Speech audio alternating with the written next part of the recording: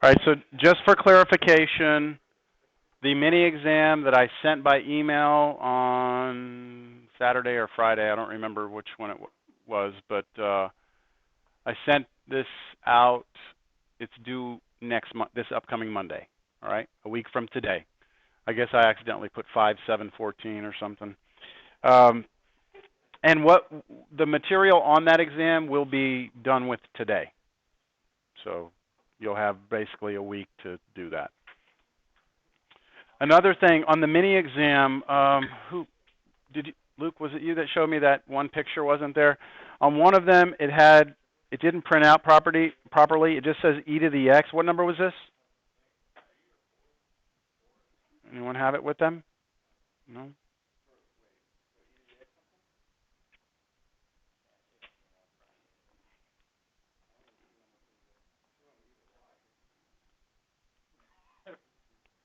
Yeah, I don't think I have the file with me. Let me see. Hold on.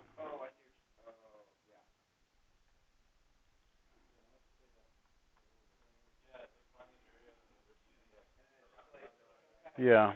What number is that? 4? Thank you. Yeah, it's number 4, and the picture should look like this, something like this. And it's supposed to be like shaded in here.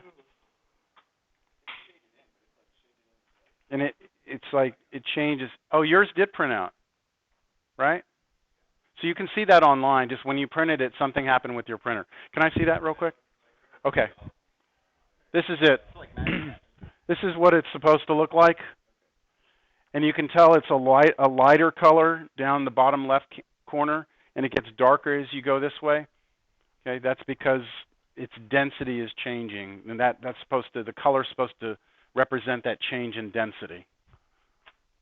So just be aware that if you print it off, you might be missing that picture. So look at it on screen first before you get too involved with that. What else? I graded. I thought I was going to have time to do the bonus problems today, but it just winds up I always get busy with other things. So I have your mini exams. I'll hand those back at the end. I'm sorry. Okay? So when we're done, I will give these back. And if you have questions over those, come visit me. I took off quite a bit, even if you got the right answer on some of these. With the Lagrange, what I was looking for with Lagrange was for you to go through all of the logical steps where you try and satisfy an equation, which means maybe equation 2 meant that 2 things could be true. So you had to look at both things. And the thing I kept on seeing over and over and over is where you would get, students would get something like this. I don't know, I'm just making this up. 4x equals 2 lambda, or let's say 4x squared equals 2 lambda x. And what I kept on seeing people do is divide by x. I said it a bunch of times. I guess I didn't say it enough or loud enough or something. People would divide by x. Well, if you do that, I said you had to be careful because now you've ruled out the possibility x can be 0. So you have to consider what would happen if x is 0. So if you just did that and then just worked the rest of the problem, never came back to look at x being 0, then you've missed a major part of what Lagrange is about. Because even though you might have got the right answer, it may have turned out that x equals 0 might have. And the volume function might be 0. Is that what you... Yeah.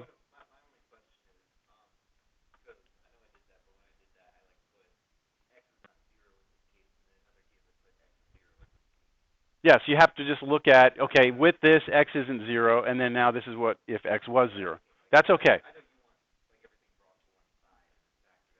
I don't necessarily want it that way. I recommend you do it that way because then you don't forget about that part of it. But if you did divide by x here, you need to at least say, okay, this is assuming x isn't 0. Now I divide by x. Now if x was 0, here's the other route I have to go down. But you have to go down that route. Yes?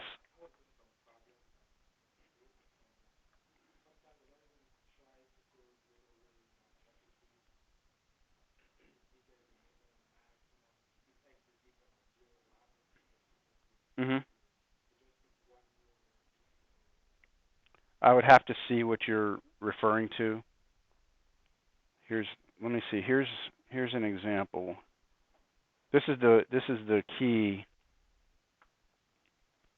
which I know it's kind of hard to read this, but okay. So this is a perfect example. I had a problem here. Here's my equation 2. It came down to two things. Y is 0 or lambda is negative 1/4. So I say, okay, suppose lambda is negative 1/4. Here are the things that happen if that happens. Now I still need to go back and talk about what happens if y was 0, because then I could still satisfy that equation. And then I go through all the different possibilities, and it turns out that when y is 0, there's actually several things that could still happen. I could actually turn out to have z be 2 or 4 different things, and then I have to check all those and suppose those cases. So it's more elaborate sometimes than students make it out to be. They just go with one, and once they get to the end, they're like, yeah, I got the answer. So you just have to be real careful with these. So that's why when you get these back, you may see some points taken off. And maybe I'll put the key out there, or I can share it with you when you come to my office. I'm really not wanting to put too much of the keys out anymore. Just it's my personal preference. Okay? Well, the thing is, the more keys I have out there, if I have a bunch of keys out there, then I have students that come in other classes or come in another Cal 3 class, and they don't necessarily get the same test, but then there's a key floating around. Oh, you're having, you took Di Giovanni Cal 3. Yeah, this was our key, and it just gives them kind of an unfair advantage over you guys, which you didn't really have anything, right? So just trying to keep it all kind of the same expectation. All right, let's get down to today.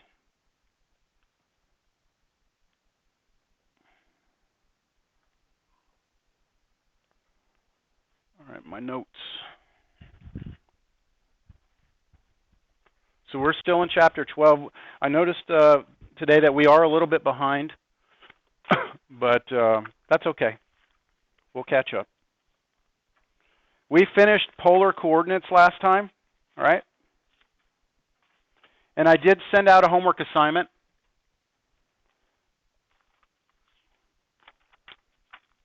So we're going to start 12.4. 12.4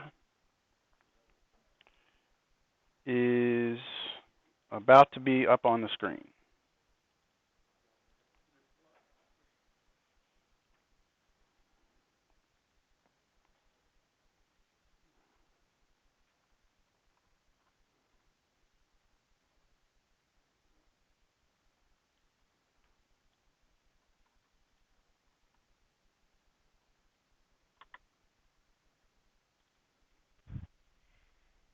Y'all are so quiet today. What's going on? Monday? Okay, so we finally get to some of the applications of double integrals. And most of these are going to be related to physics or physical sciences. The first one is, before we start, we're going to discuss what's called a lamina. So just think about a lamina as just some region of the XY plane. So take some sheet of paper and make some weird shape out of it, like this. It's a lamina, right? There it is. Yeah, thank you. And so we have this is going to be our idea of what a lamina is for the rest of the class. Density, all right, back to a physics concept. Density is mass divided by area. Now, usually you say density is mass divided by volume, right, because you need space. So this is where things get a little bit weird, because we would all consider this to be, what, 2-dimensional or 3-dimensional? It depends, right? I mean, It's two-dimensional, but there actually is a thickness to the paper, so you could say three-dimensional. For right now, when we talk about density, we're going to be saying take some portion of this lamina, take some portion of this lamina, here it is, like this, and if you take this little cut out of it like that, that little cut has some area to it, right? And it has a mass. So density will be equal to the mass divided by that area, not the volume. Is that all right with everyone? Well, the mass of that area is mapped up to the surface. Well, right now we don't have a surface yet on top of it. If we had a surface above it, say again what year? If we had a surface above this and that area has a given mass, we could just map that mass up to that surface. If it was, well, we could consider the thickness of this thing, just for ease of getting the formula to work. Think of the thickness of this as being 1 unit. So the volume of that would be equal to its area. Does that make sense? The volume and area are the same in that case. I don't know if that helps, but. Well, I mean, if I cut this out, don't you think this would have mass, right? If I take some of this, but that's only because it has a thickness to it, right? So it's kind of, yes?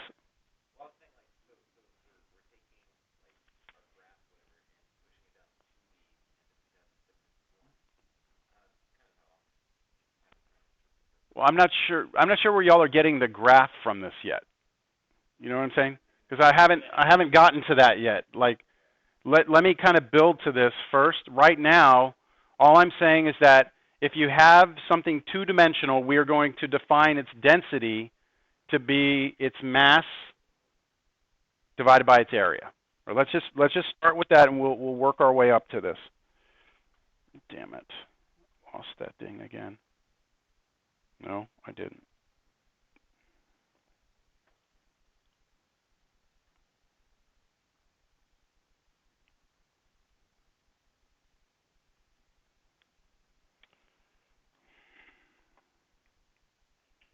Sometimes this program drives me crazy.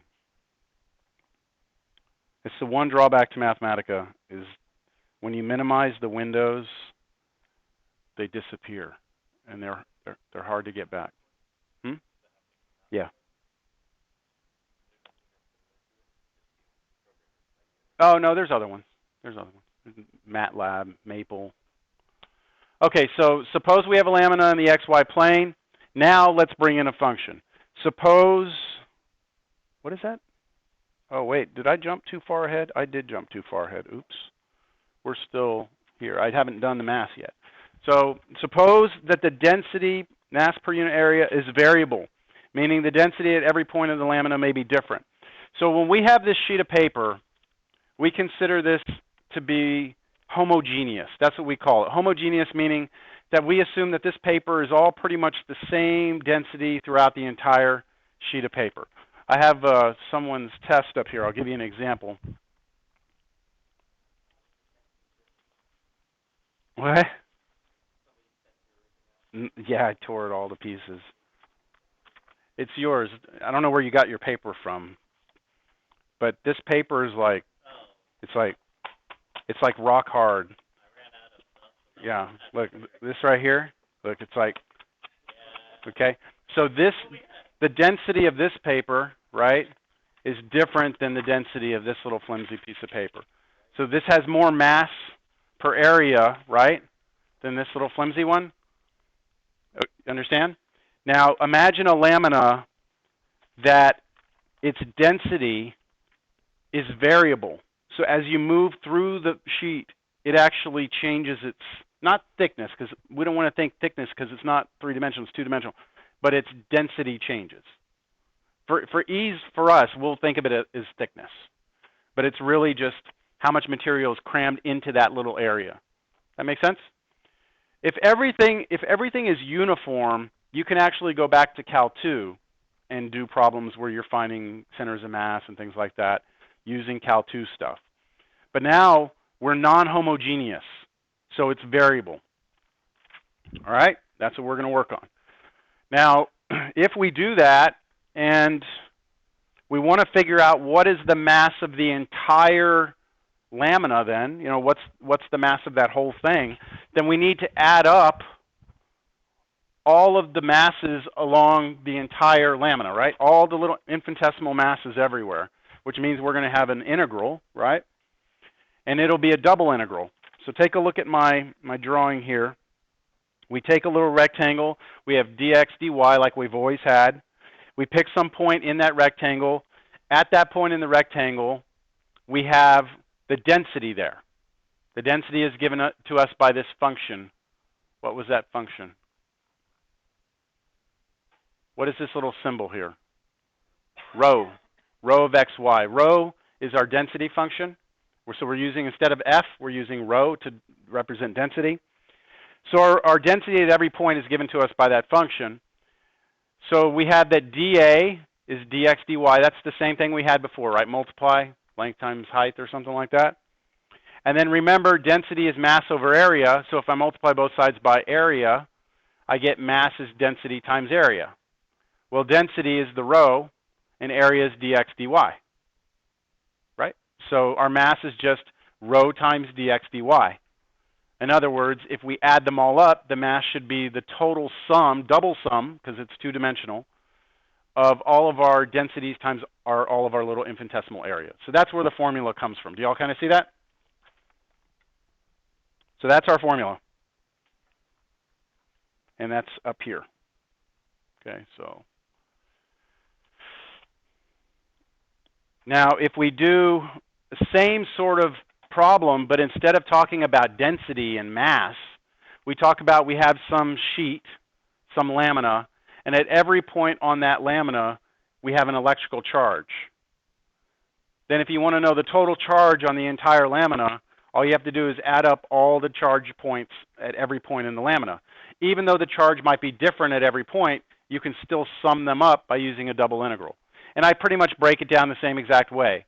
You take a little infinitesimal little rectangle, dx dy, and then the charge density is given by this new function. We use sigma xy instead of rho xy.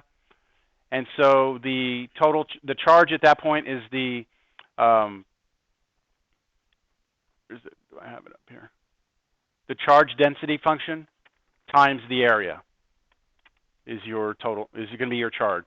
So you add them all up and you get this double integral. So very different physical ideas, but they all break down to still be the same mathematical sort of idea, double integral. With me? Questions? So if we have a lamina that is formed by the region bounded by those functions, the density is given to us. Find the total mass. See if I can do this without losing it. Let me get this out of here.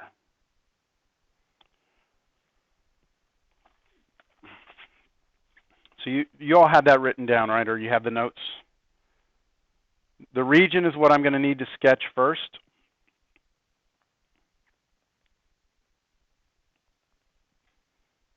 Rho of x, oops, not sigma. Rho of xy equals xy. So let's go for the region. X equals 1. There's x equals 1. Y equals 1. It's here. And then 1 minus x is the diagonal that starts up there, y-intercept of 1. It comes down like this. Y equals 1 minus x. Do y'all agree with that? Okay. Now our region is the one bounded by all three. So our region is right in here.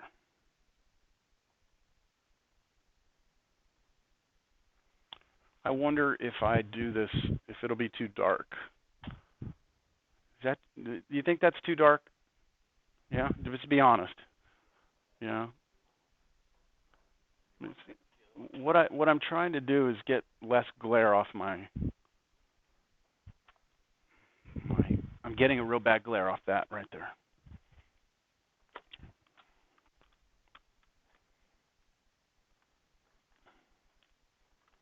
Let me see where I can. Okay, I think that'll be a little better right there.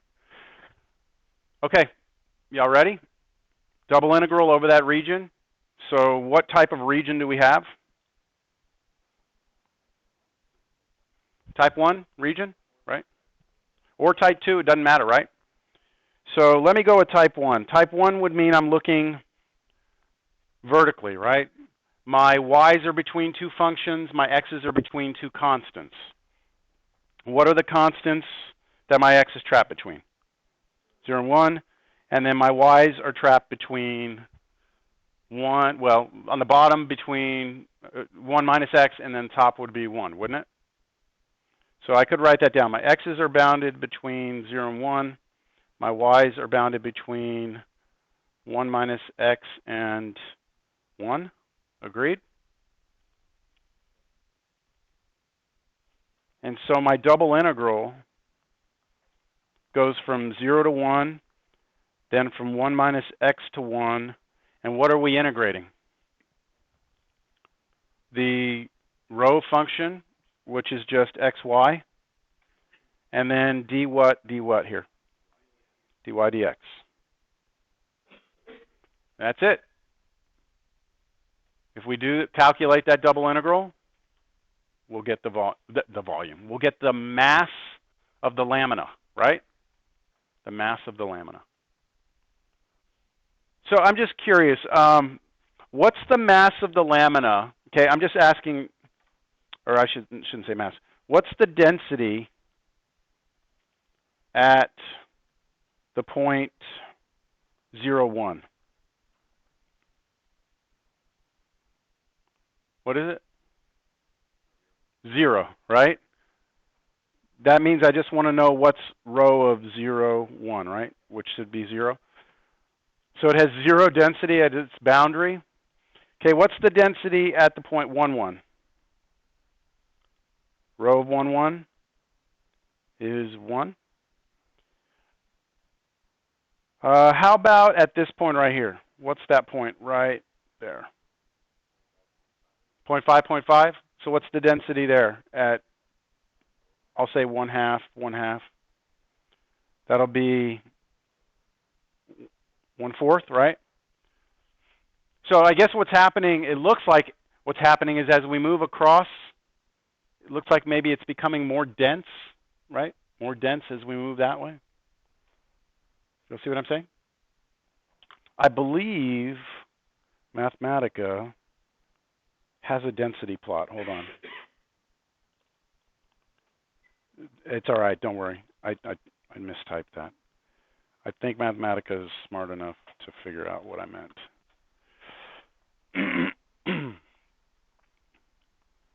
Yeah, here we go. Let me try this.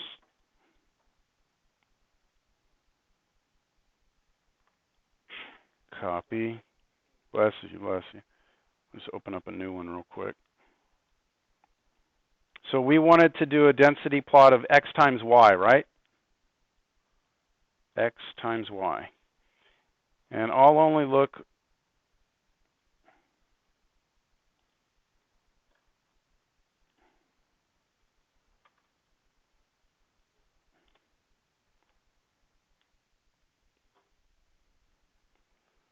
now we have to imagine that we're going to cut this diagonally, right?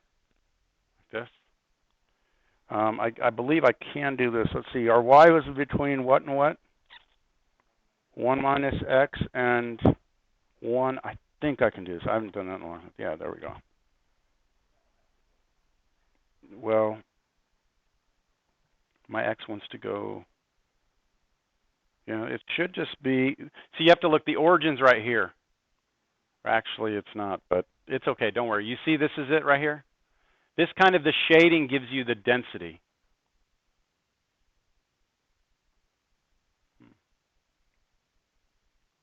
Something ain't right there.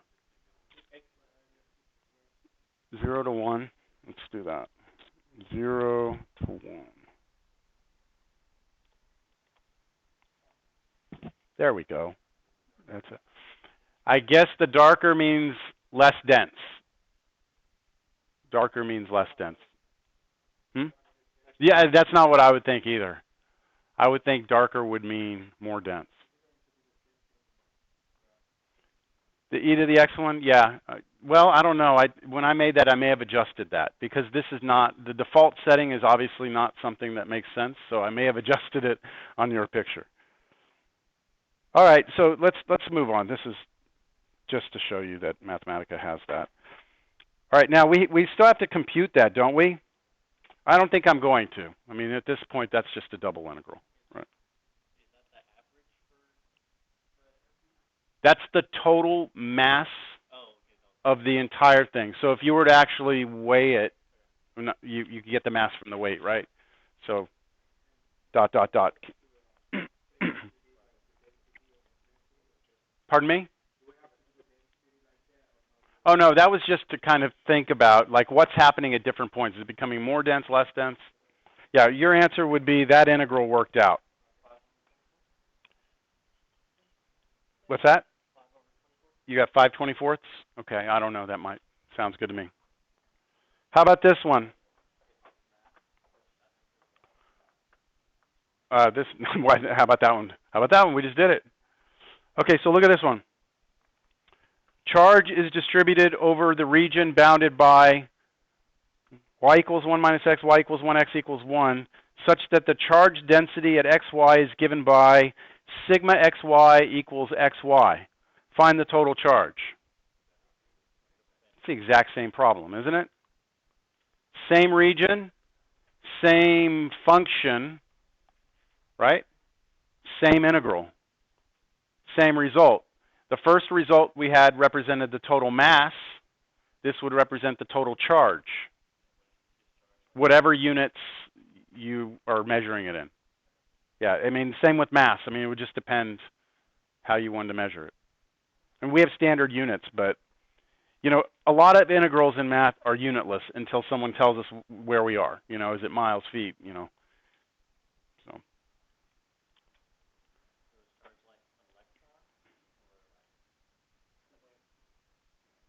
Yeah. Yeah. So, wait, what are you asking?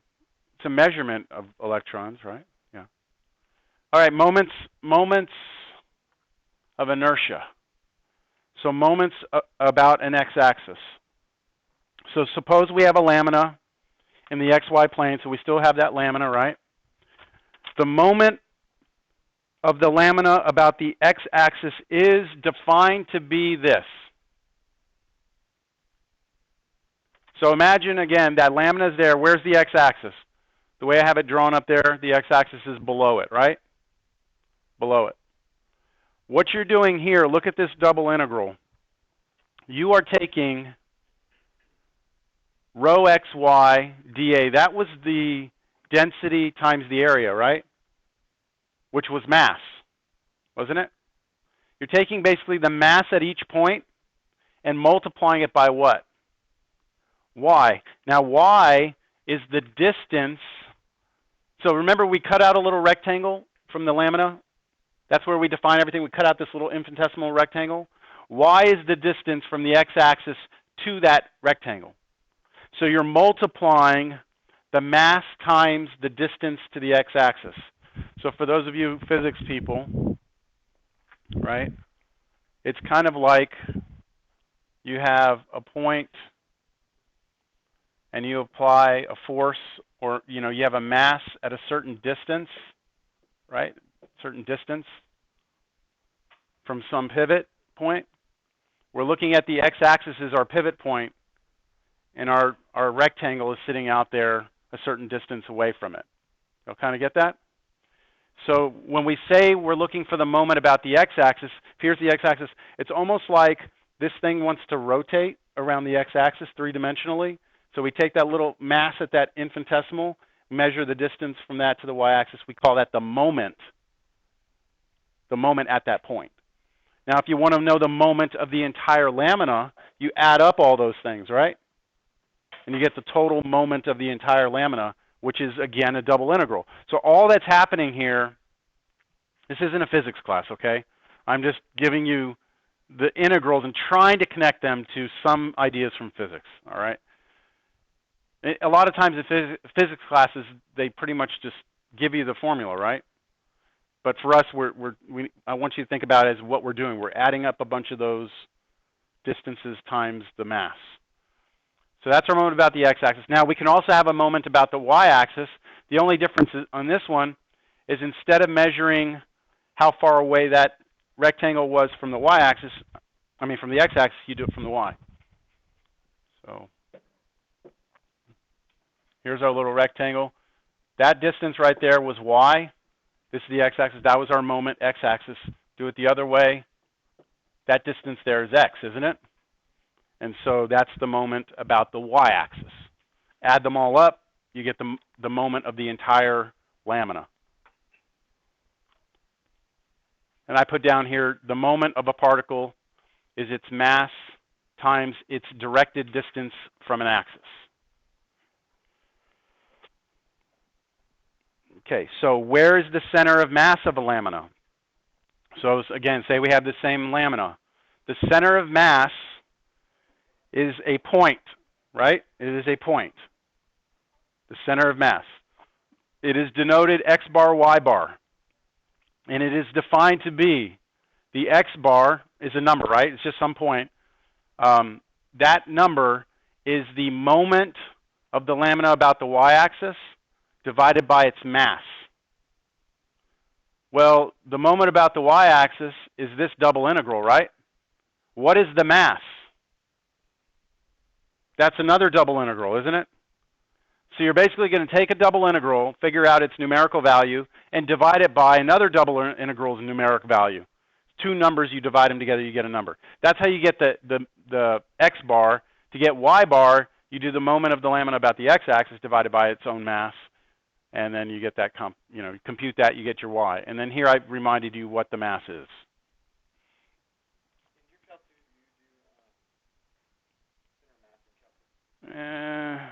If we have time, not too heavily. Really, it all depends on your instructor if they want to spend time on it. Okay, so I guess because in Cal 3 you're going to be able to do it in more general, you could kind of ease up. Yeah.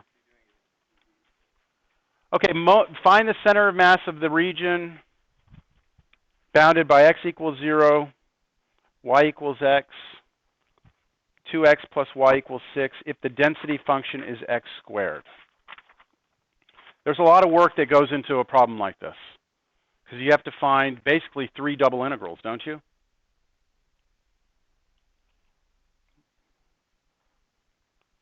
So here we go. I want center of mass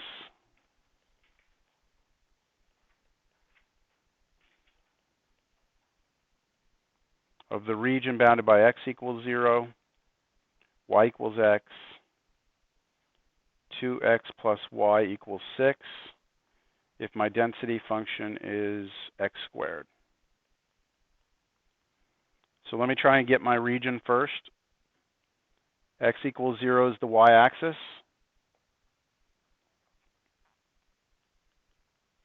Y equals x is the diagonal. And then for that last one, I'm just going to move the 2x to the other side.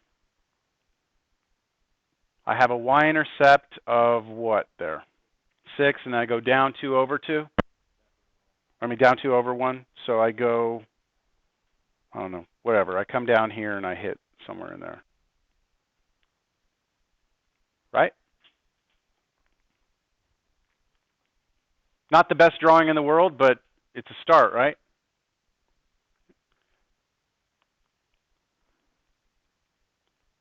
The region we're talking about is this one right in here.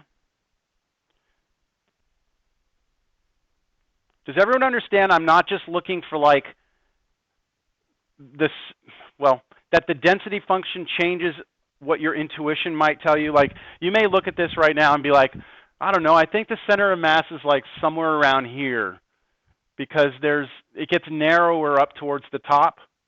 You know what I'm saying? But the thing is, the density is different at every point.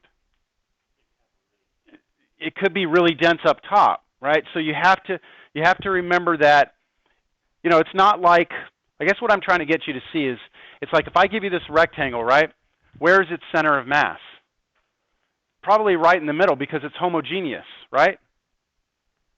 But if I now say it has a density function that changes its density within the lamina, you can't tell me where the center of mass is anymore. Your intuition is out the window. It's not geometric anymore. Does that make sense? So that's what we're working with here. Okay, what do I need to find? If I'm going to treat this like a certain type region, okay, to find the mass, I'll need that computation, but to do that I'll need a double integral, right, over this region. What type region does this look like you want to treat it as? Type 1. So you want to be looking up and down like this. Is your y value between two functions? Okay, is your x value between two constants? Which one? What are the constants? 0 to 2. So how would you do that? You have to set those two equations equal to each other. Okay, so since I had so many people respond, I'll just say 0 to 2 without any work. And then we have our restriction on our y was between, let's see, the lower limit of integration would be x. Upper limit would be negative 2x plus 6. What is it that we're integrating? X squared d y dx. This will represent what? This whole integral represents the what? The mass. I'm going to put that next to this mass, or m, if you like, just put m. Let's work through this one. This is equal to integral 0 to 2. Let's see. Antiderivative of x squared with respect to y is x squared y, right? All right. And then you evaluate from here to here. And remember, those are being plugged in for what? For y. So again, if you want to put up here y equals.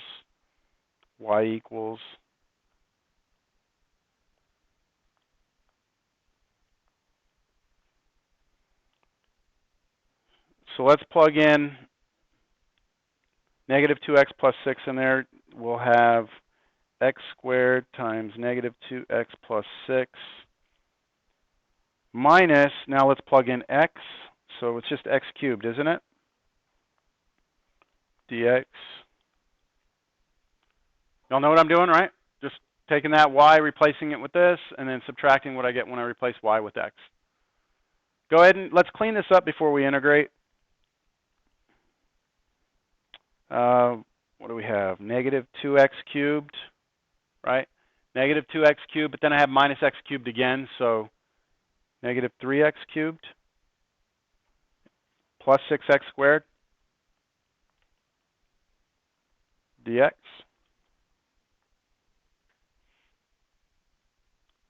Now take the antiderivative. So negative 3/4 x to the 4th plus, what do you got there? 2x cubed, evaluated 0 and 2.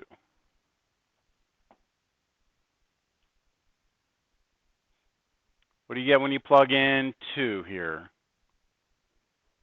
Negative 12 plus 16. And then when you plug in zeros, you get zeros, right? So the mass is what? 4. For what? I don't know. Depends on how you're measuring mass here. You shouldn't. You shouldn't, but that's only because we don't define density to be a negative, right? Shouldn't get negative. Now, it would be interesting, though, if our lamina was in a different quadrant where our values were negative, then we could come up with a negative, possibly. But we would, you know, because it's measured, it's kind of like when you do the distance between 2 points or something and you get the square root plus or minus, we always throw out the negative. If we got negative, we would kind of throw it out and be like positive. Positive mass. Although if I guess we get talking about like matter and antimatter, then does antimatter have negative mass? I don't know. Nor do you, nor does anybody. So, right? There's only evidence of antimatter, is not proof. All right, so that's just part of the problem now, right? There are two other integrals that we need to compute. First, we need, well, there's two that we'll need. Let's try and find x bar. X bar is equal to what? The moment about y divided by the mass, right? Which is 1/4 the moment about y, which is 1/4 the double integral. Now, I don't have to do any more work, right, as far as like setting up the integral. There's just one thing I have to throw into it. It's still 0 to 2. It's still x to negative 2x plus 6. It's still the density function, which was x squared, but now I have to throw the y in there, right, in front of it. Now, that's going to change things, isn't it? A little bit, because when I take my first antiderivative here with respect to y, I'm going to have 1/2 y squared instead of just the y popping in there.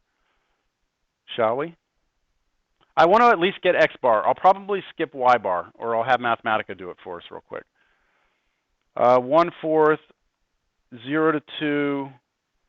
Antiderivative there was 1/2 y squared x squared, evaluated from x to negative 2 plus 6, and then dx. Yes?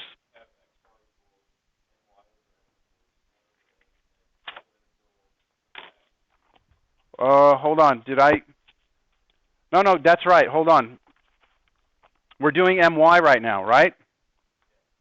Go back and look at your moment about the y-axis, right? The moment about the y-axis, x is in the integral. Thank you for catching that. The double integral. This is x. Woo! The moment about y, this is not y, that is x. Please change that. Well, that changes our antiderivative to be what? 1/4 x to the, no, we're integrating with respect to y. X cubed y, right? Because that inside is just x cubed.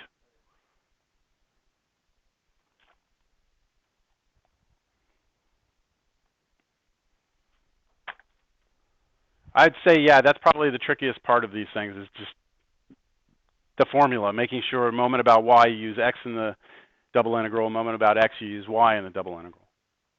And there's more applications to this later, and it's the same story. This will keep happening. Okay, you understand what you would do from here? I'm going to bring Mathematica in to help me out here. Just because I don't feel like going through this integral. So the first integral went from x to negative 2x plus 6. I'll increase the size of this so you can see it.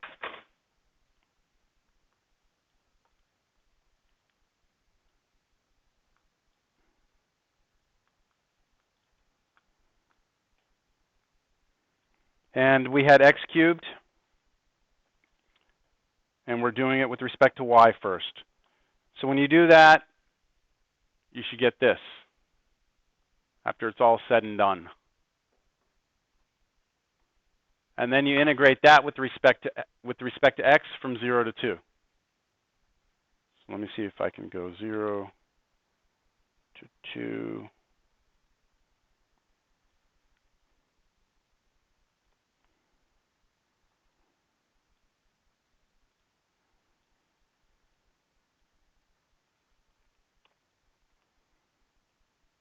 (24 fifths).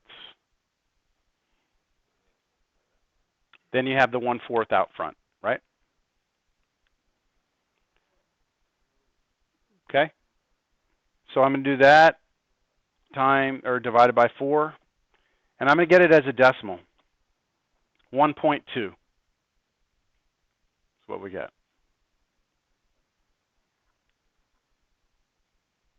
Any questions?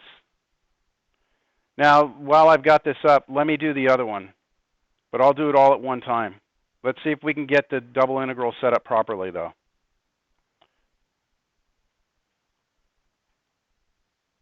We should go, should we put the 1/4 in front? 1 divided by 4. We go from 0 to 2, right? Then we go from x to negative 2x plus 6. Now in here, what do we have? We're doing the moment about the x-axis, so we put y in there. So yx squared, and then dy dx again, right?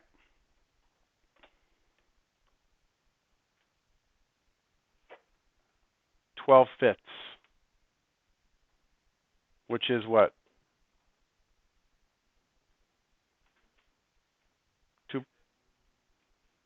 2.4. 2.4. Right? 2.4. We all right with that?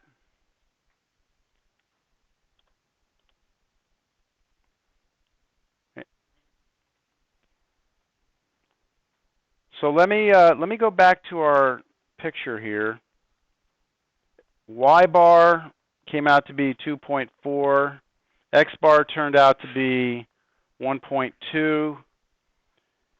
If I go back to our picture, where is that? Up here was 6, right? Up on my y-axis, that was 6, which means this is about 3, right? Where did they hit each other? 2. When you plug in 2, you get 2, right? So that looks like a decent picture. Where's the center of mass? 1.2. Get that damn keyboard off of there. 1.2, so move out to the right 2 and up what? 2.4? So I don't know, I'm just kind of eyeballing this here. Somewhere in about here? Somewhere around there? For this particular density function on this lamina. Question: does your center of mass have to be within the lamina? No, right?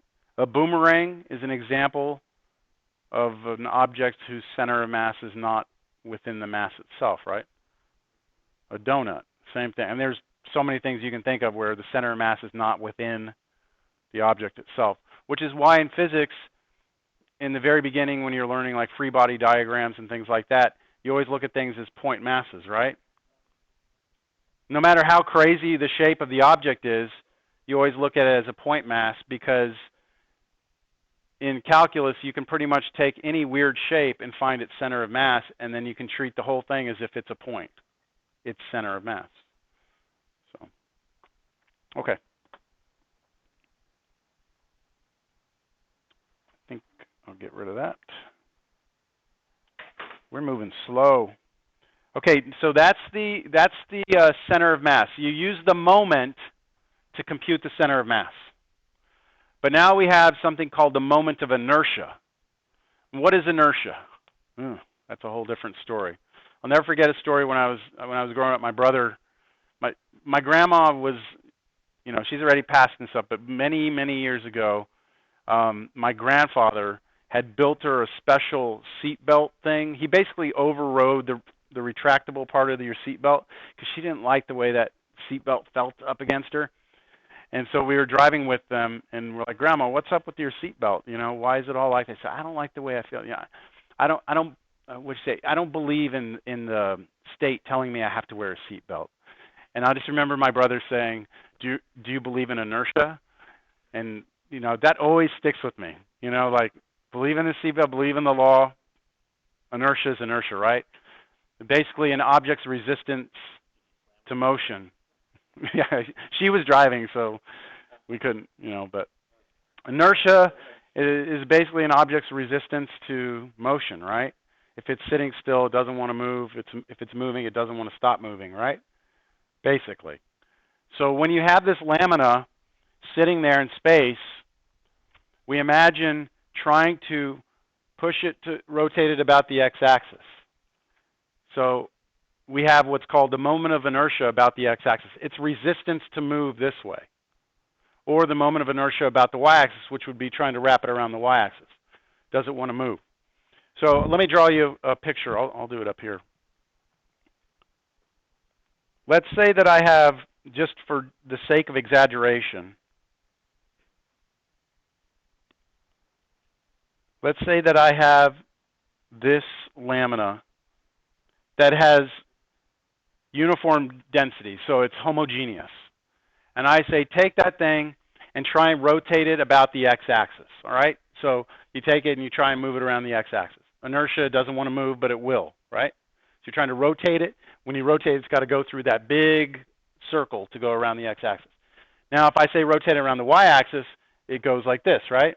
Which do you think has a greater moment of inertia, around the x-axis or y-axis? The x-axis, right? Because of the idea of like a what do you teeter-totter, but without the other side. So just the idea of like a lever, right? You have a pivot point, right? The further away you are, what? If the larger the moment, right? I don't want to get too much into that because we'll be here all day long. Okay. Because it's further away, the moment is larger, and therefore the resistance to motion is larger. So it should be harder to rotate this around the x-axis than it would be the y. Okay? That's basically the idea. So how do we measure it? Call it the moment of inertia, but we have to have an axis of rotation. And for us, we're going to have the axis. We're going to have the x-axis, the y-axis, and the origin is the three that we're going to measure here in this class. So here are the formulas for it. The moment of inertia about the x-axis isn't that really close to the moment? What's the only difference? The squared. So instead of that distance, that up distance, y, we look at the squared distance. And then same thing with the moment of inertia about the y-axis. It's the x but squared. And then the moment of inertia of the lamina about the origin is just the sum of the two other moments of inertia. So it's x squared plus y squared, and then your rho xy. The moment of inertia of a particle is its mass times its squared directed distance from an axis.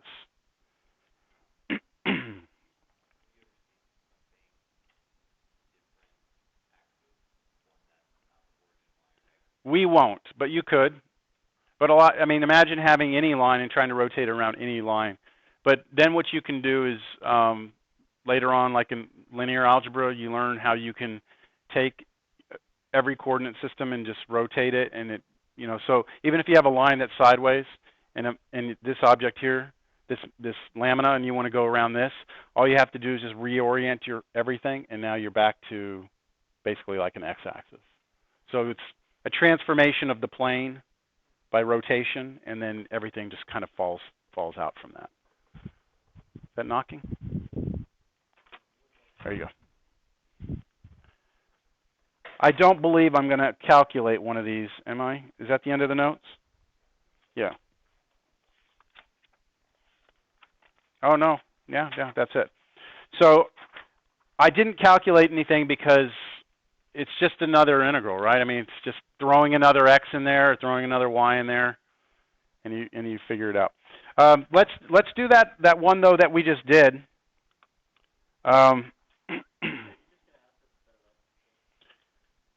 On a take-home, you're going to have to compute it, right? If it's a mini exam. On a final exam, it would be set up. Yeah. And that's kind of gimme because there's not a whole lot involved in that, right? Damn it, see, I lost it again. Like, where'd it go? Alt-Tab? See, I'm there. It's hiding somewhere.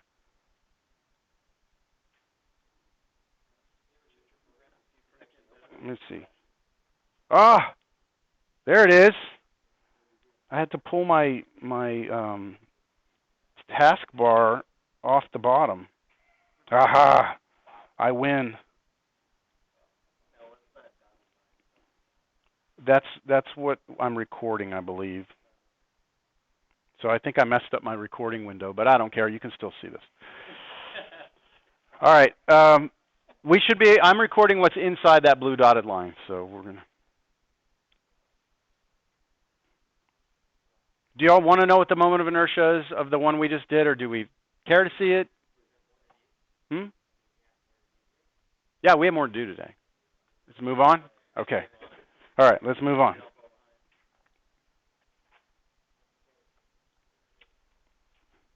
Yeah, it is. It's just integration. So it's just. Yeah, I don't have the homework assignment. I'll send it today for sure. Because I don't think I have one for 12.5 either.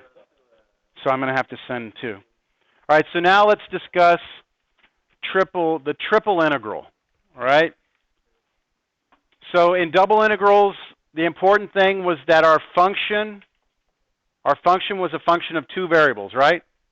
The thing that we were integrating. And therefore, because it was a function of two variables, the domain of that function lived in two-dimensional space. Now we're going to extend this out to a function of three variables. So we're going to try and integrate f of x, y, z instead of f of x, y, which means that the domain has x, y, and z in it, which means the domain lives in three space instead of two space. So we are not going to be able to visualize this the way we did with the double integrals. Double integrals, we had the region, then we had this thing above it, and it formed a solid, right?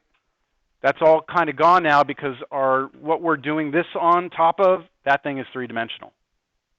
So we don't have the fourth dimension, but we can still define integrals this way. All right, so there is since we've been through this, it's all just extensions of the same ideas.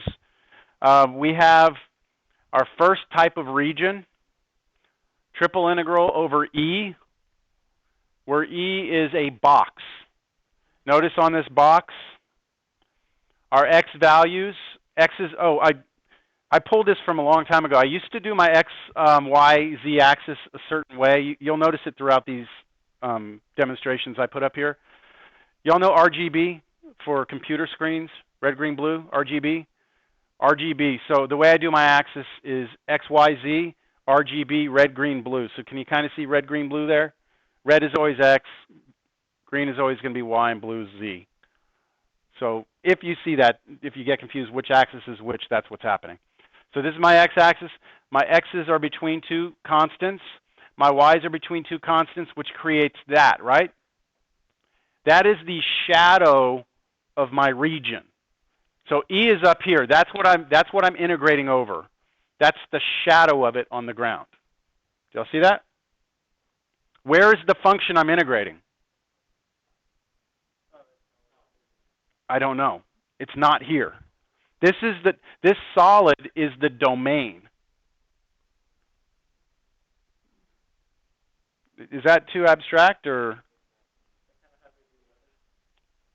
that's?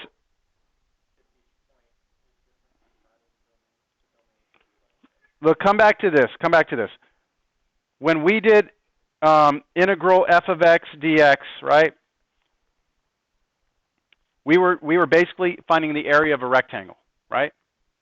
And the function, this down here was our dx, was one dimensional, was just this right here. And then the function lived up here. Well, that function has one variable in it. So I have one variable on the ground. This x is my input. The output I can visualize as the y-axis. When I had double integral f of x, y, dA, what I did was I said, okay, three-dimensionally, here's the region, right? on the ground, that's two-dimensional. And then to visualize the function, all I needed was one more dimension. I created a box out of it, right?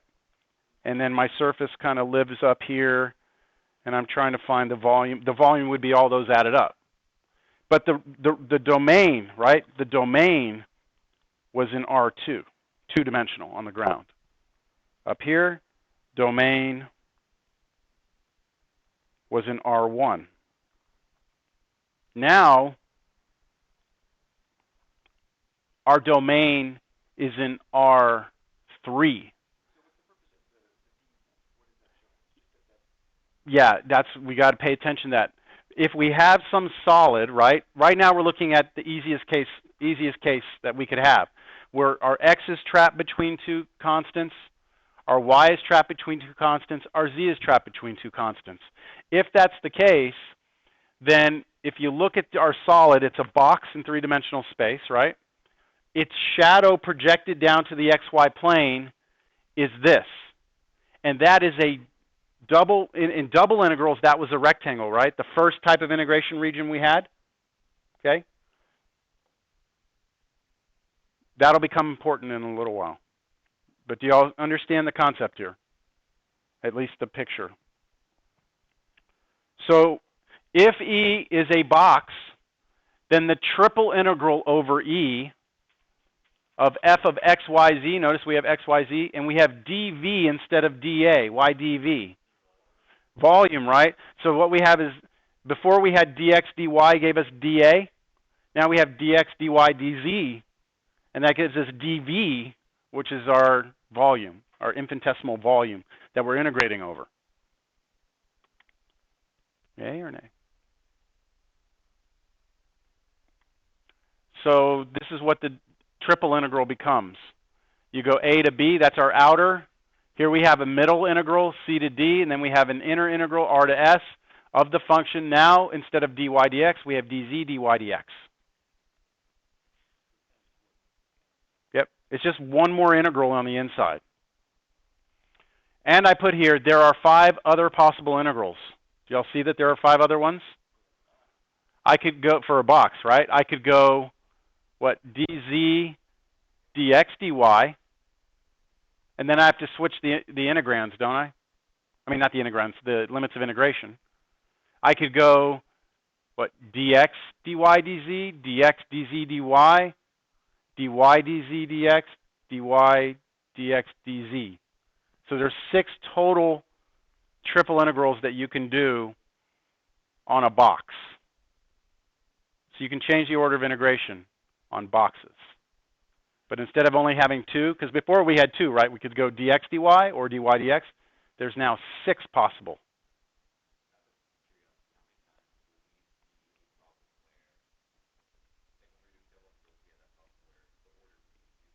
Mm-hmm.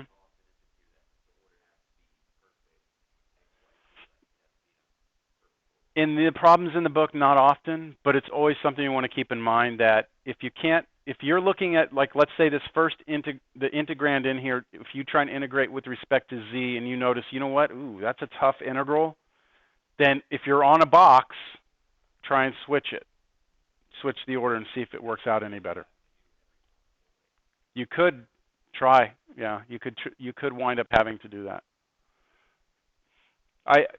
The faculty had come up with a couple of problems for Cal 3 students to do. Like, we all tried to agree on a couple of problems to give all Cal 3 students on the final.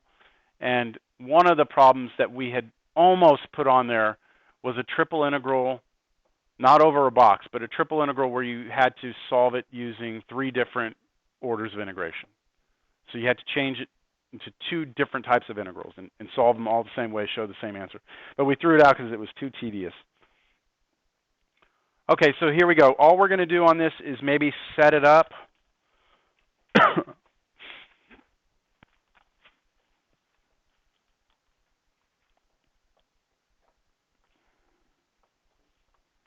So we're trying to do triple over this box. Now, how do I know that's a box? Yeah, they're all constants. But I've used that notation a little bit before, right? If you have 0, comma 2 cross, and I said that's not a cross product, be careful, right? This is our x, this is our y, that's our z. That's what's understood. So this should be pretty easy setup. We have 6 to choose from, right? So I'm just going to go x, y, z. Start on the outer integral is going to be my limits on x, 0 to 2, then 1 to 2, then 0 to 1, then the integrand, and then d, z, d, y, d, x. So how do you do this? You do that first, right?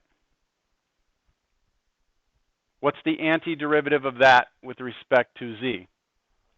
1/2 x squared y z squared. And you're going to be plugging in what and what for what? 0 and 1, or 1 and 0, but for z. So this is going to be 1/2 x squared y z squared evaluated from z equals 0 to 1, right? And then you still have all that other stuff. You still have 2 more integrals to go.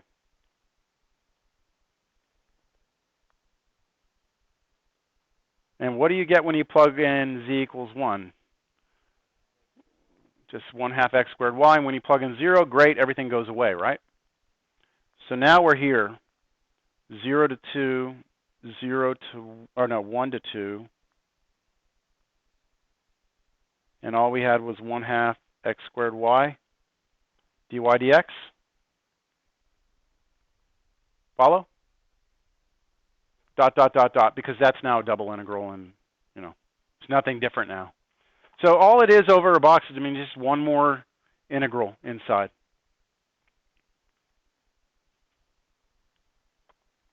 Questions?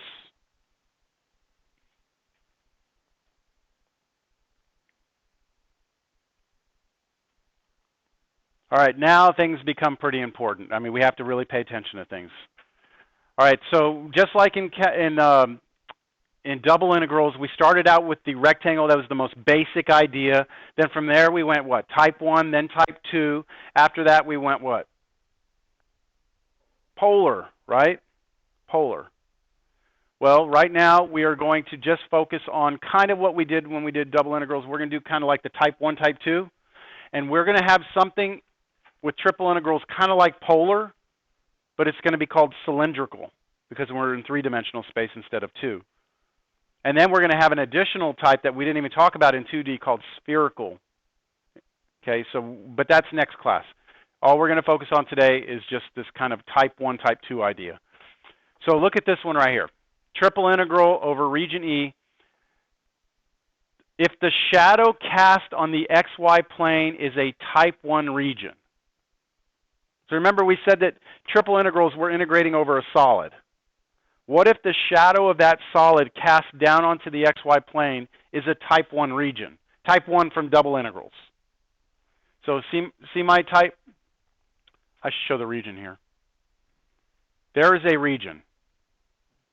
Do you all see that region? 3-dimensionally? That's not a box, right? It's not a box.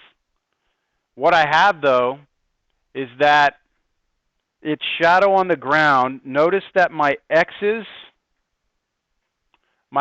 are between 2 constants, right? My y's are between 2 functions of x, and then my z's are between 2 surfaces, aren't they? Surfaces are functions of x and y. So I have a lower surface and an upper surface. So we use g1x, g2x to represent our bounds on y. We use u1x, y, and u2x, y to represent our bounds on z. Now I do make this so you can pull that surface out and look at it from the top. And I might be able to pull this off.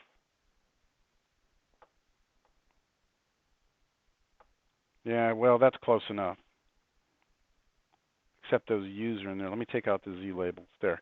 See, that's looking kind of from the top straight down, and you can see that that's the shadow of that was type 1. Do y'all see it? Here's my solid back in here. There we go. All right, any questions? So this is kind of like what if this happens, right? What if our solid, the shadow is type 1, and the top and bottom of the solid are trapped between two surfaces? Well, if that's the case, then our x's are between two constants, our y's are between two functions of x, and our z's are between two functions of x and y. I hope that it would seem natural that then the triple integral would be this. Triple, right? Triple integral. You're integrating the function f of x, y, z. You've got your outer integral, right? The x goes with the a and b. The next one inside is your y. It goes with the limits on y. And then your z goes with the bounds on z. Yeah? That seem reasonable if that's what it would be?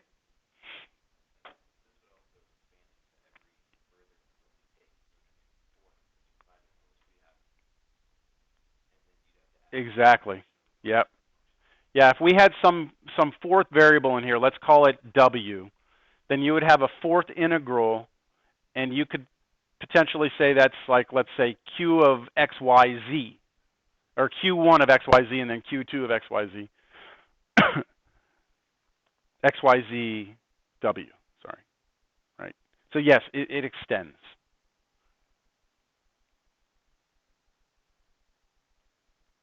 All right, so here's an example. Evaluate the triple integral over the solid E. That E is a solid, right? Notice that we use capital E instead of D. That's so you know we're no longer in 2D, all right? E is to kind of separate your two-dimensional concept from three-dimensional concept. Our E is bounded by those planes. Well, we get to draw this. We have to draw this solid in 3 dimensions. Just like we drew the region in 2 dimensions, now we have to draw the solid. So now our ability to draw 3-dimensionally has finally caught up with us. We have to be able to do something reasonable with it.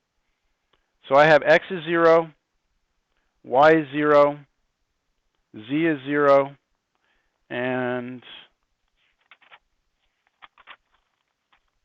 2x plus 2y plus z equals 4. What is x equals 0? That's the yz plane, right? What's y equals 0? Xz plane, right? Z equals 0 is the xy plane. And then what is 2x plus 2y plus z equals 4? Surface, what type of surface? A plane, right? That's a plane. What's the direction of the normal vector? 2, 2, 1, right?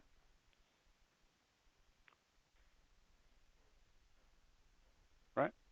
Okay, so let me try and draw this. I'm going to call this x, this y, this z.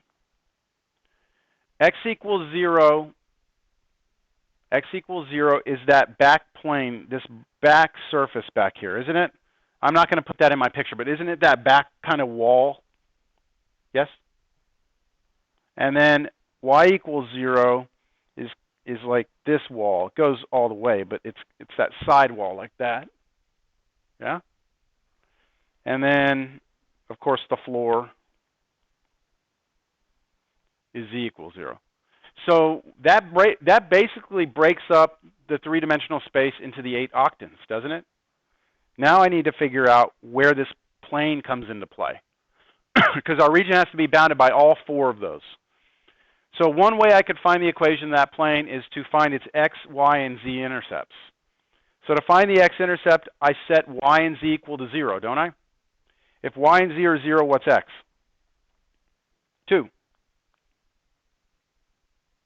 That's 1 point on my plane. If I set x and z equal to 0, what's y? 2 again. And if I set x and y equal to 0, what's z? 4.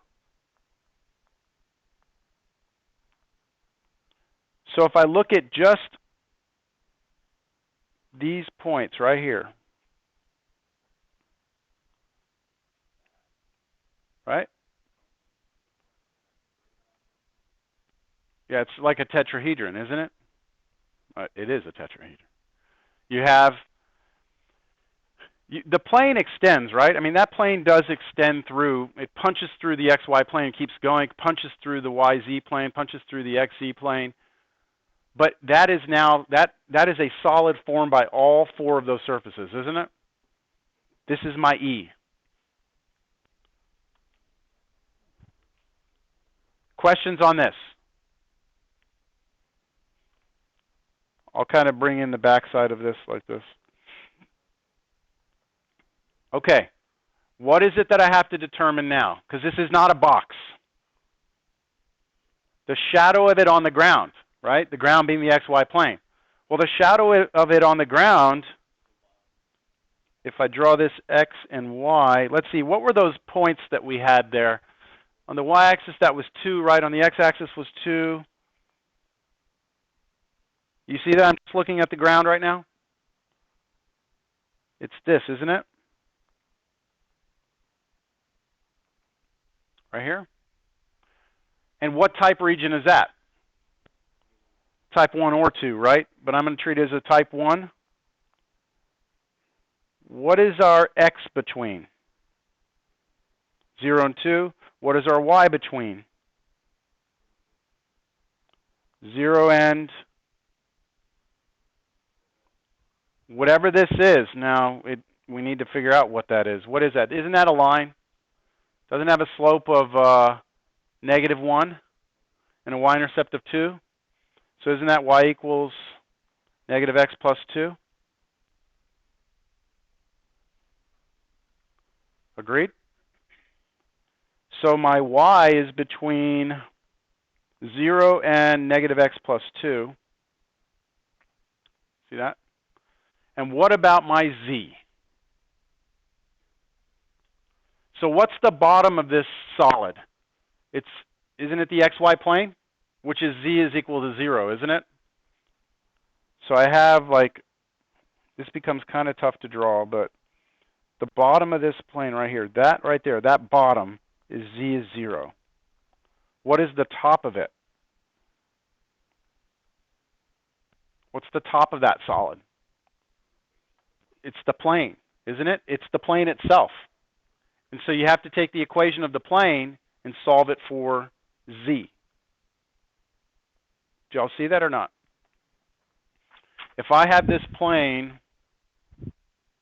where's the corner of the room everyone can see? If I have this plane coming into the corner of this room like this, right? And then come through and cut it with the plane this way, I have a tetrahedron. The top of that tetrahedron is the plane. The bottom of it is the z equals 0. So I just need to figure out the equation of that plane, solve it for z, because if I solve it for z, you can look at it as a function of x and y.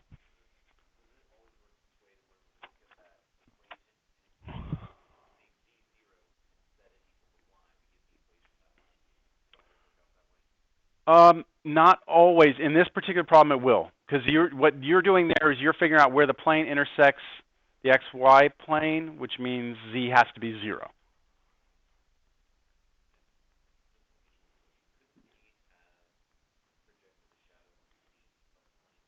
Yes. Yes. And that's what's coming. That's where things get really tricky, because there's nothing that says we couldn't have done this entire problem casting our shadow on the wall instead of on the ground. And then I could have said, well, what wall? XZ wall or YZ wall? So just hang tight. Yes. The answer is yes, and we're going there. So solving that equation of the plane for z, we get 4 minus 2x minus 2y. And I think we're ready to roll.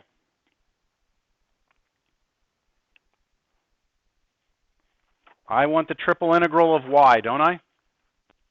dv. I'm going back to this right here. So I want triple integral. I never put over here on the side, I had my restrictions on x and y over there on the side. I never put my restriction on z. I may as well throw it in there. Z is between what? 0 and the plane equation solve for z. So 4 minus 2x minus 2y.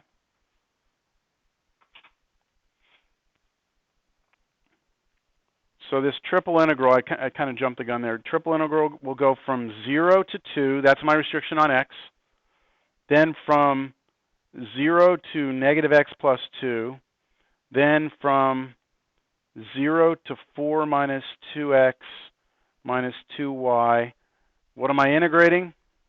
Y, and then d, z, d, y, d, x. Can you switch the order of integration here? Just like flip things around. No, because it's not a box. We don't have all of our integrands, or all of our limits of integration are not constants. They depend on one another. So you can't just flip them around. Questions? I'm not going to evaluate this, but that's what you would have to do.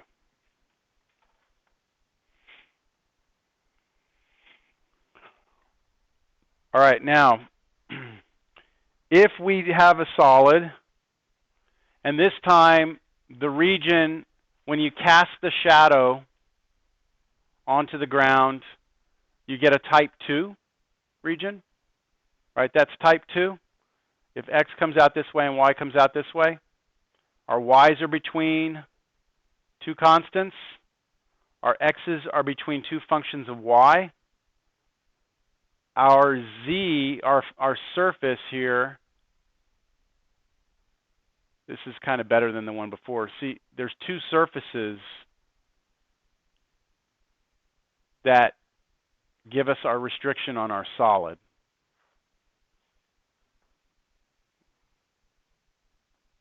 Then the only thing that changes is just a slight adaptation of what we just saw.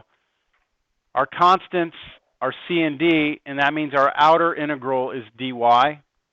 Then the middle integral, we have our two functions of y, and then dx with respect to x. And then our inner integral is still a surface trapped between u1 of xy, u2 of xy. So we integrate with respect to z on the inside. So just an extension, right, of what we just did?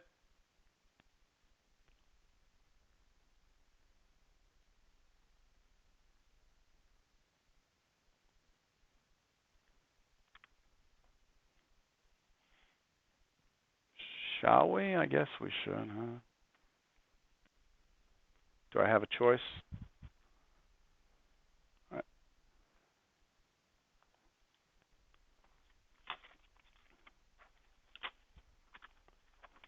What do y'all think about these concepts? I mean, they're not too mind-blowing, or you feel like, what the hell's going on? Does it seem pretty straightforward? I mean, I think the difficulty is just going to become in trying to draw these regions and get everything in order, and that's what I'll be looking for is where you're coming up with your restrictions and what your shadow looks like. And all right, so we have a solid. It's a tetrahedron. Vertices are 0, 0, 0, 1, 0, 1, 1, 0, and 0, 1, 1, which is up here.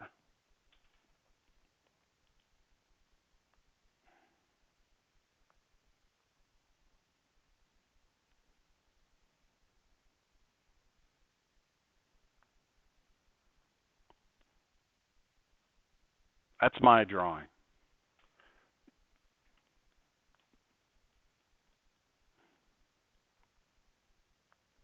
This was 1, 1, 0.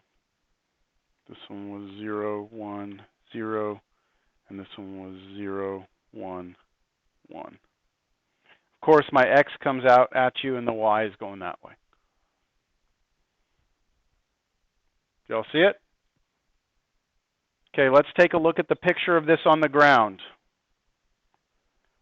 I have 0, 0 here. I have 0, 1, which is there.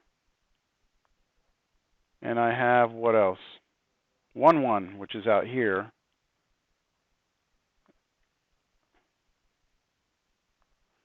Now, that could be a type 1 or type 2, couldn't it? Type 1 or type 2? I'm going to go for type 2 because that's what we were just talking about. Treat it as a type 2. That means I need to go this way. Here's x, here's y.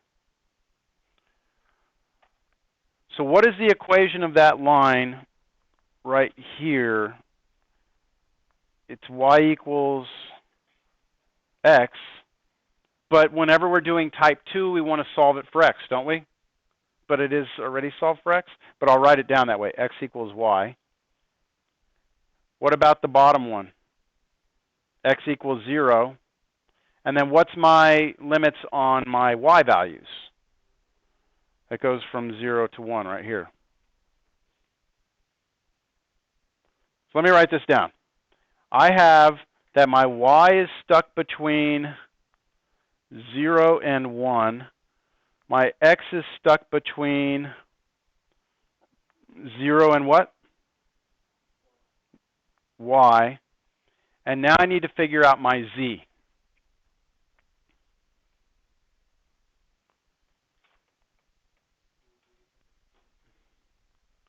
So where is the top of this solid and where's the bottom? The bottom is z equals what? 0. Okay, so let me do that. I know that z equals 0 is the bottom. And that comes from the fact that the bottom of this right here, right there, that's z equals 0. The top of this is where? It's kind of hard. It's this face, right? Do you agree that this face right here is vertical? Yes? The back side is vertical. This one has a slant to it. So what I'm referring to is this face right here. That face is part of a plane, isn't it? What plane? Because they're not giving you the plane in this problem, right? So how do you find the equation of a plane? I have 3 points on that plane, don't I?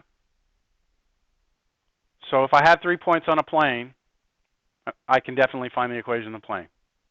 You can too, right? What do? Create 2 vectors, cross them, gives you a normal, and then take any of those 3 points and plug them in. So you use that general formula was A x minus x naught plus B times y minus y naught plus C z minus z naught equals 0. That's the general equation of a plane, isn't it? Where A, B, C is what? The normal vector. And x naught, y naught, z naught is any point on the plane. So what you are going to do to complete this problem, which I'm not going to do, because the only thing left to do, right? The only thing left to do that I've left for you is to figure out that upper limit on z, right? That upper limit is that the equation of that plane solved for z. The equation of that plane comes from this. All you need to do is identify A, B, and C, which you can get by crossing 2 vectors on the plane. Be careful. The vectors have to live on this plane. You can't just grab any of these points. Okay. You think you can handle that on your own? Go for it. Very similar to a problem on your mini exam. That's why I'm not going to take it the rest of the way.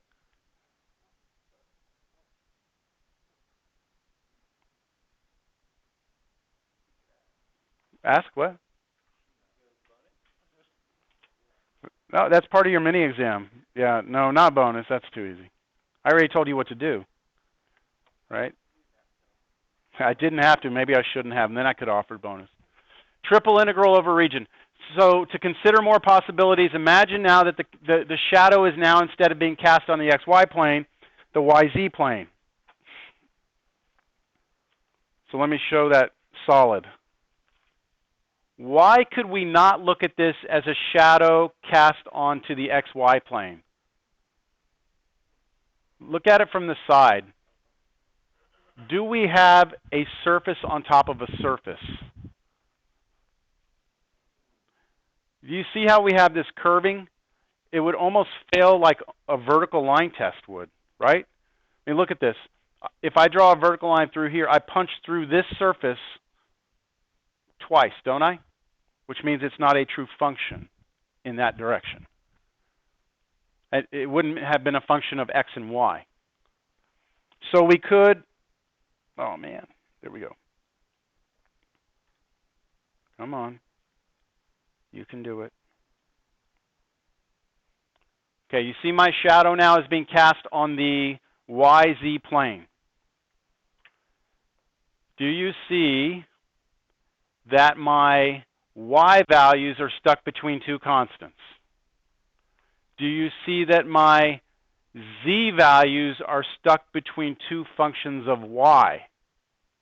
Yes? My z is up and down. And do you see that my x values are stuck between what? Two surfaces. Those surfaces are functions of what? Y and z instead of x and y. So all we're doing is reorienting everything, treating, we've never even looked at functions of y and z, have we? But we are now extending these ideas out pretty quickly. You can have surfaces going this direction instead of like this, like this. What is this? Shadow. Oh, cool. If I just do that, it shows the shadow.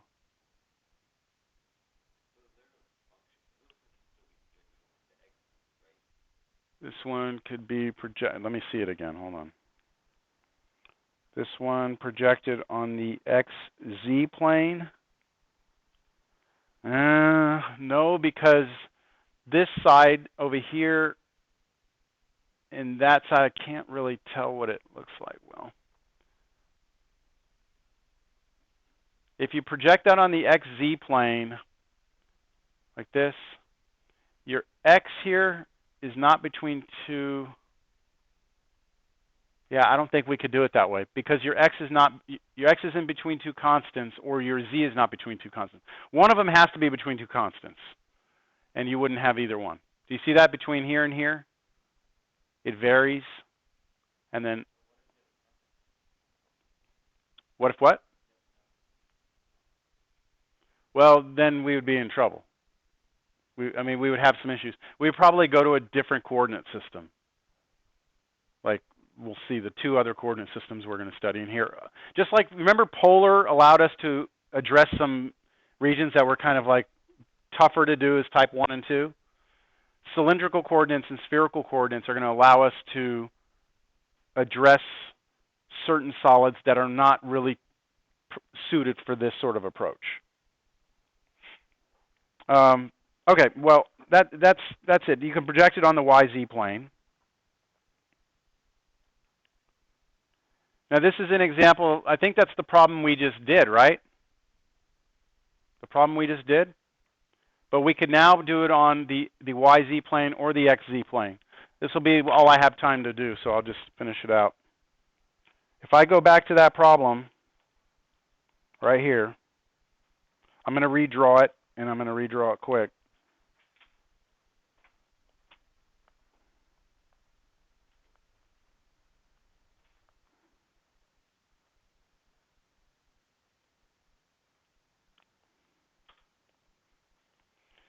If instead I draw this onto the YZ, right? Shadow onto the YZ, here's my shadow. It's that back piece, right?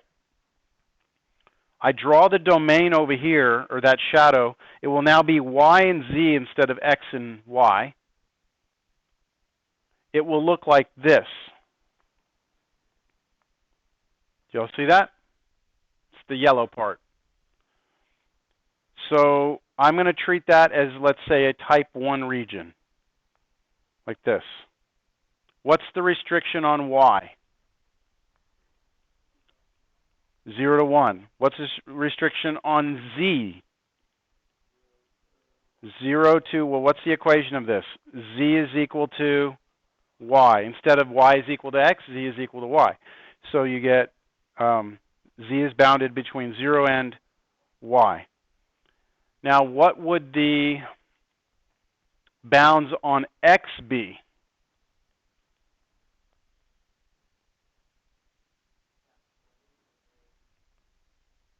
So it would be, now we're looking at this. This is that same plane, isn't it? So do y'all see we're coming out this way towards us now? We've got this plane, and we're pushing back to the YZ plane, which, what is the YZ plane? X is what? 0. So this should go from 0 to what? Whatever that plane is, solved for what? X, not Z. And we never got the equation of that plane because I said that that was stuff you could do on your own. This would go to 0. And then this would be that plane equation solved for X.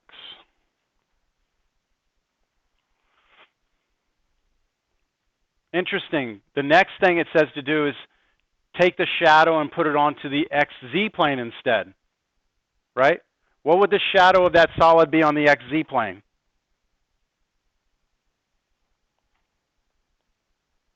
I'm out of time. I don't care. You don't care, right? You got nothing to do.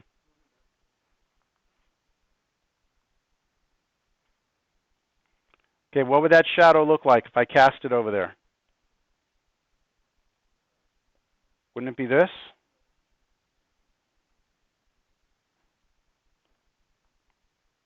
Right? I can't rotate this, but imagine I could, right? The shadow would go straight down to that triangle.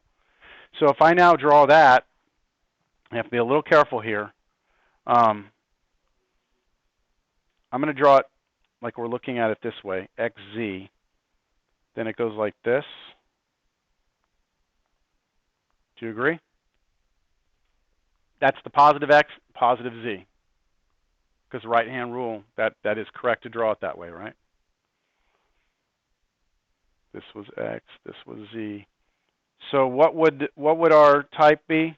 You want to go type 1, like this? What are our restrictions? X is between 0 and 1. Next restriction? Y is between, oh sorry, not Y. Z is between 0 and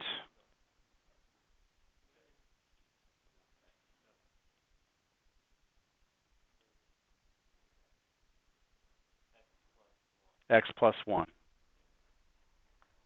X plus 1. Isn't that hitting up at 1? So that line actually extends, doesn't it?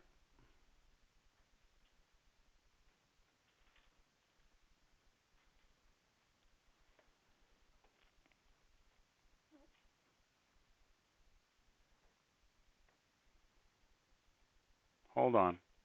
Something, no, that ain't right. Look at it from the other side. Hold on. It's a negative X. Look at it. This is X, this is Z, right? Come in from the other point of view like this. There you go. My bad, I'm trying to rush this through here. That's the way to look at it. Look at it that way, because the slope of that line has to be negative, right? When I plug in 1 for X, what do I get for Z? When I plug in 0 for X, what do I get for Z? I should get 1. When I plug in 1 for X, I should get what for Z? 0. So correction on this. Let's just scrap that picture. Let's just go with this one. That is the equation. Z equals negative X plus 1. So that changes that right there. Now, what are the others? I know you got to go, but what are the restrictions that I'm finding now on what variable? The Y. And look at this is a little interesting because if you're coming out from this shadow out this way, which one is on the top? It's this piece right here, isn't it? That's a flat plane, and it's the plane what? Y equals 1, isn't it? That's the top one. So you're trapped here between this right here, which is y equals 1, and then what's the bottom part of that? It's that plane right here, which you'll have to take that plane and solve it for what? For y. The plane solved for y.